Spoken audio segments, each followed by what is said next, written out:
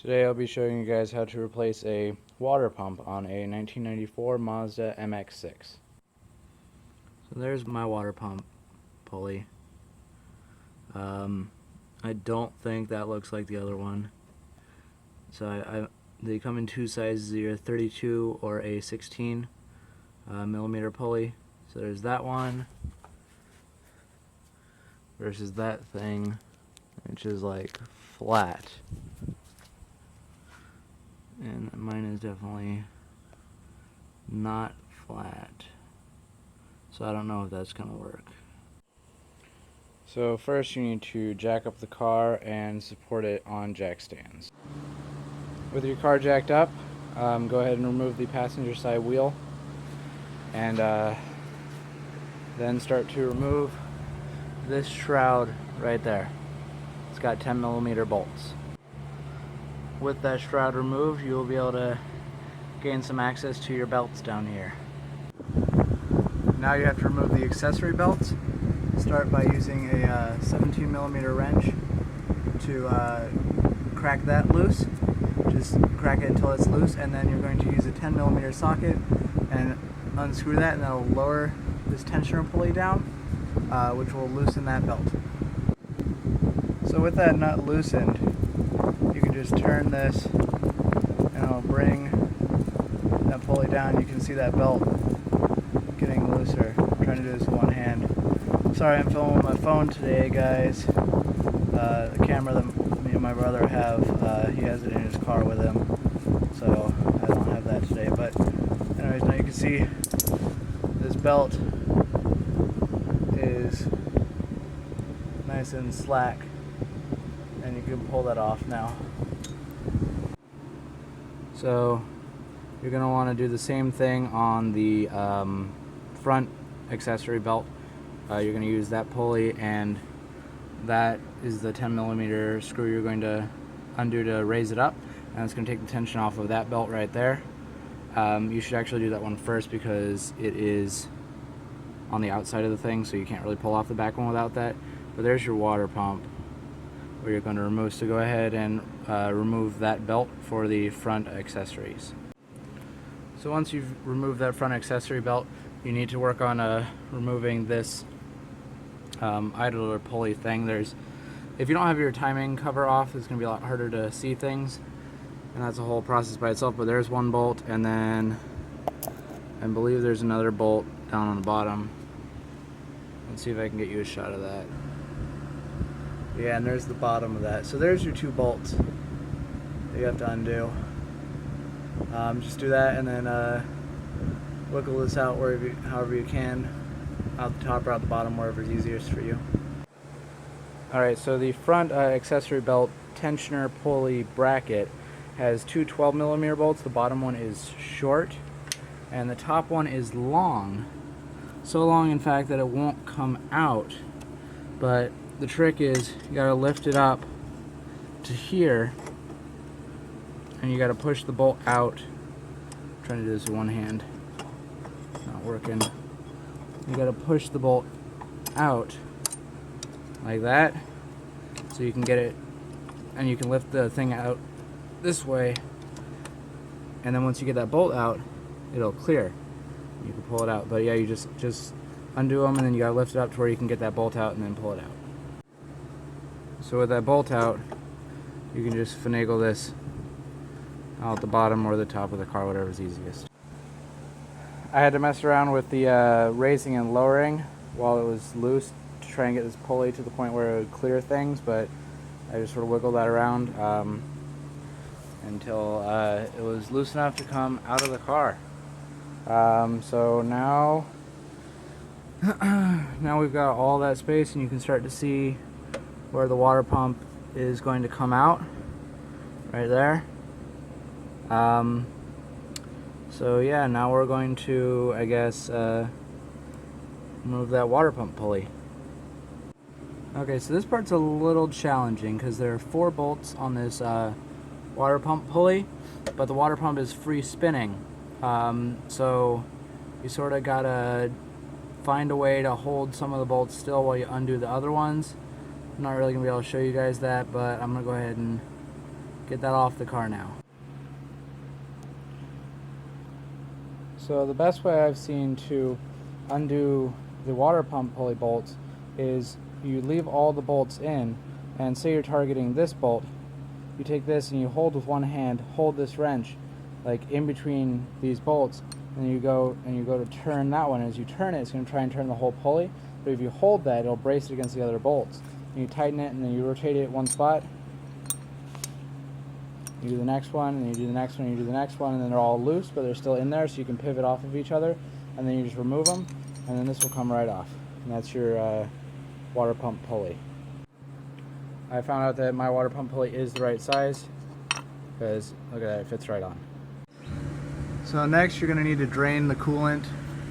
There's a little drain cock right there, and you can see that little valve behind it. You should be able to turn it with your fingers. That's located right under your air conditioning compressor here. But yeah, go ahead and do that, and then catch all your coolant in the container it's meant for. So I didn't have that valve opened all the way, but you just give a couple more turns, and it should start pouring out. Don't mind these wires, they're just left over from some underglow I had. Yeah, so you're going to drain your radiator now. Your radiator will drain better if you open up the radiator cap to let the air cycle through. Anyways, you can see it. It's straight up dripping right out of the bottom of that water pump.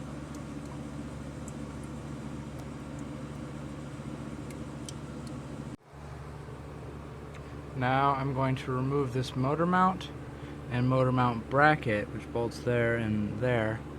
I'm going to remove that from the car. So to do that, I'm going to use my jack, and you just gently position it under the motor to stop it from dropping. Maybe give it just a tiny bit of tension right on the oil pan, put a block of wood on it, on the jack, to stop it from punching through the oil pan. And then we're going to undo the bolts there and take that motor mount out.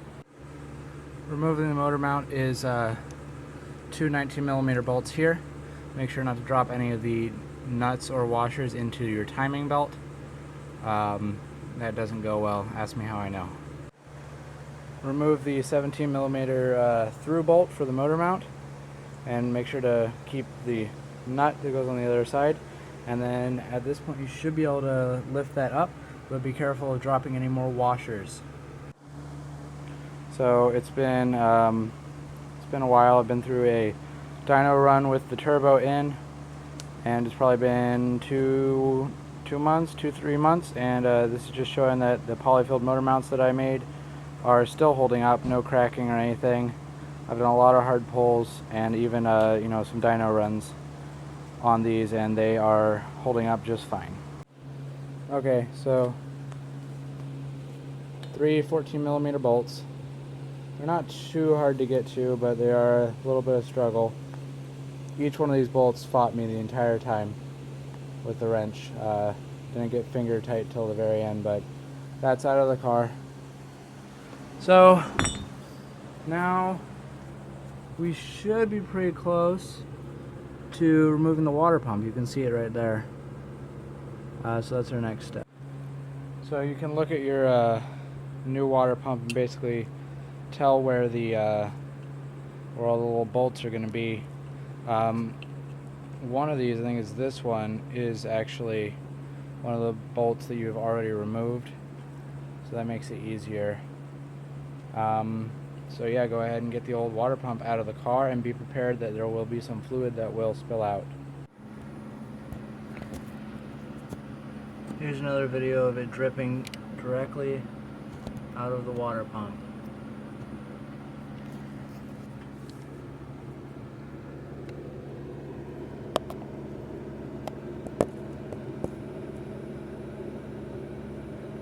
Right there.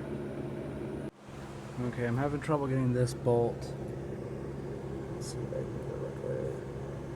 That's not it. There it is. Okay. Have I been undoing the right bolt? Oh, no. I've been taking that one out. I need to be taking that one out. Damn. Okay, well, as you can see, there is fluid starting to leak out of the water pump, which is normal. So I now have all the water pump bolts out. And this is what it looks like. There it is. This black piece of shroud plate thing is what I was afraid the leak was coming from, because behind there, down in that crevice in between the block and the belt system, there are some O-rings that Mazda decided to put in some hard oil coolant lines. But yeah, so I got all those bolts off. Now it's time to just pop it off. There we go. That's a lot of water coming out. Nice. And now I'm just gonna try and, oh, I wonder if I could do this without looking. Whatever, so now I'm gonna just finagle that out past the belts, twist it, and it should come out. And now it's really wet under there.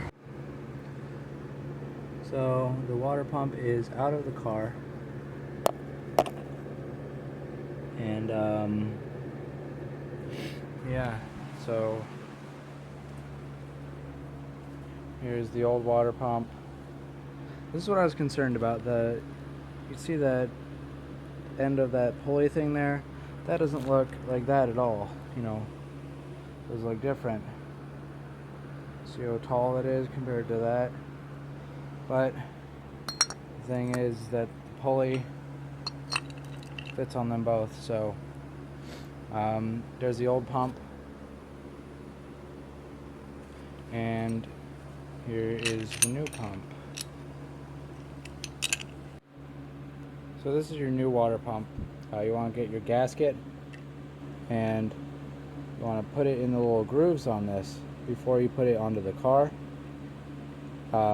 Now, one of the tips that people had is to put silicone, some RTV silicone gasket maker around here, just to sort of hold this O-ring onto the thing, because as you're pushing it down in between the belt system and stuff, it tends to want to come off. But you want to make sure that that's all seated nice and well before you put it back on the block.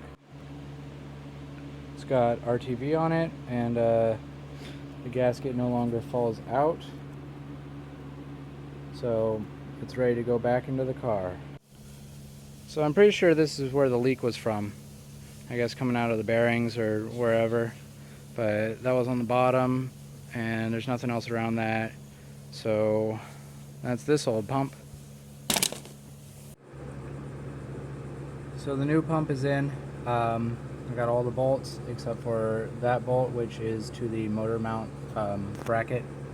So next I'm going to put the motor mount bracket back on after I put the water pump pulley back on. Correction, you need to put the motor mount bracket on before you put on the pulley down there. Next, put back on the motor mount, and don't forget to reattach the grounding ring that was attached to there. With the motor mount back installed, you can proceed to lower the jack that is holding up the engine. Next, you need to put back the tensioner pulley for the front accessory belt. Okay, got that bracket back in.